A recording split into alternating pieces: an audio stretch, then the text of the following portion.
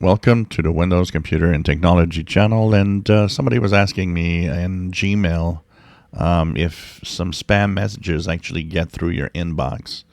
What are the possibilities? What are the things you can do? One of the things you can do is right-click on the email itself. And in that menu that's going to appear when you right-click the email, you will have that you can assign it to being spam. The problem with emails that go into the inbox but are actually spam messages is the way that they are written and done. They actually bypass the defenses of the Google Gmail. There's several ways. One of the most popular ways that have been going on for a while is taking text but putting it in an image. So the spam message is there, but it's an image, and then the spam filter can't see that because it can't read the text in it. So it thinks that it should go through your inbox. In practical terms, even if you put a message or an email in spam or flag it in some way, every time it's sent out, most of the time it's sent out with a different email address. So that's another way of avoiding spam filters for the bad guys. If they send 100 times the same message to you, there'll be 100 different emails that are going to be used. So there will be no recognition that the first one that you tagged will be flagging all the rest.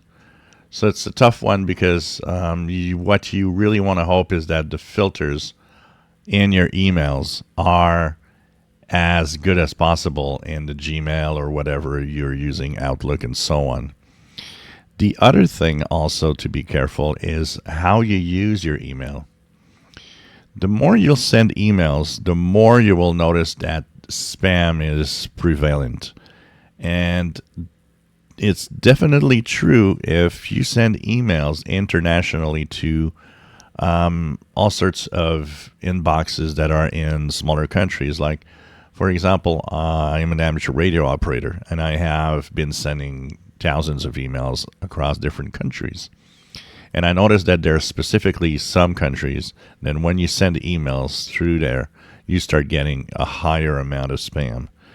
Why? Because your email is scooped up. It's not secret. People tend to say, well, I don't give my email to any company or anything because it's mine. Well, no, it's like your postal address. Everybody can find it. It's easy.